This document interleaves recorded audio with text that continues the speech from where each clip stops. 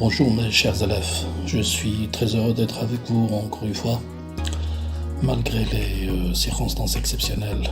Et durant cette leçon, on va essayer d'expliquer de manière détaillée le troisième module concernant le roman en thèse. Il s'agit alors du troisième et dernier module de cette année.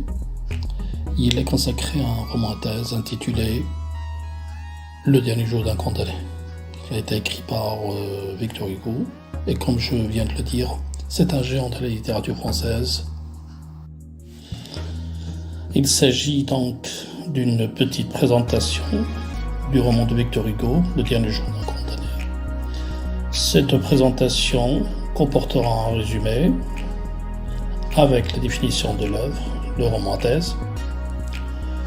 Après, on verra les trois lieux, les principaux lieux, ainsi que les événements liés à chaque lieu. On commence par l'auteur, c'est Victor Hugo, dont voici l'image. Son nom complet est Victor Hugo. Sa date de naissance et le lieu, c'est le 28 février 1802 à Besançon. Il est décédé le 22 mai 1885 à Paris. Il est considéré comme un poète, dramaturge, prosateur romantique français. Il est considéré comme l'un des plus importants écrivains de langue française. Pour l'œuvre Le dernier jour d'un condamné, Le dernier jour d'un condamné est un roman en thèse de Victor Hugo, qui a été publié en 1829 et constitue un réquisitoire politique pour l'abolition de la peine de mort. C'est-à-dire que Victor Hugo était complètement contraire à la peine capitale, dite aussi la peine de mort. Et il voudrait à tout prix cesser les exécutions de cette façon. Mais malheureusement, l'abolition de cette peine de mort, ne sera exécutée qu'après. Les lieux du récit sont en nombre de 3. Il y a d'abord Bicêtre. Il s'agissait d'un hôpital, d'un asile d'aliénés et d'une prison. Le prisonnier, le condamné à mort, évoque son procès, le ferrage des forçats et la chanson en argot. Il était obligé, ainsi que les autres prisonniers, à exécuter des travaux forcés. Mais il y avait aussi des aliénés, ça veut dire des malades psychiques.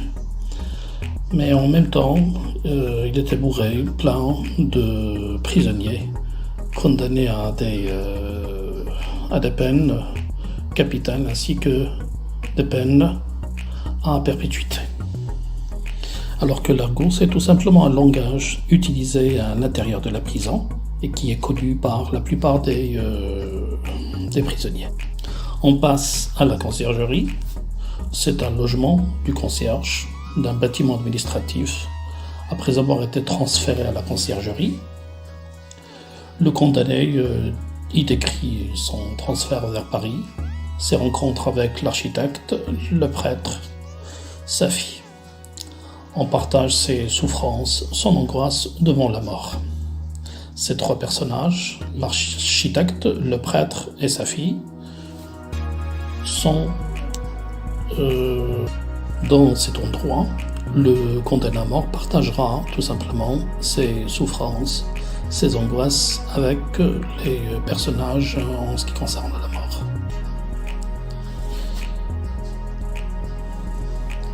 Mais à propos de sa croyance, il va essayer de faire une sorte de confession au prêtre.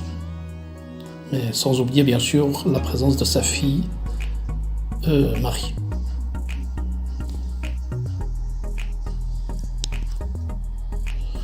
Au 3e lieu, il s'agit tout simplement de l'hôtel de ville. Avant l'échafaud, dans l'une des chambres de l'hôtel de ville, où sont écrits les 2 derniers chapitres, l'un très long relatant sa préparation et le voyage dans Paris jusqu'à la guillotine, l'autre très court concernant les quelques minutes qui lui sont octroyées avant l'exécution. La plupart de ces sentiments et de ce qui s'est passé à l'intérieur de ce bâtiment seront racontés tout simplement de manière détaillée dans ce chapitre.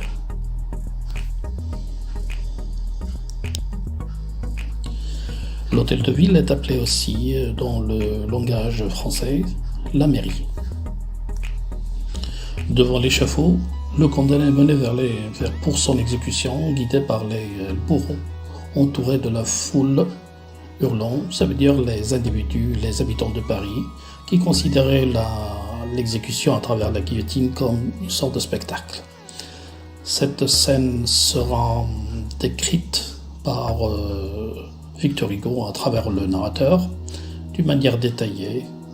Cette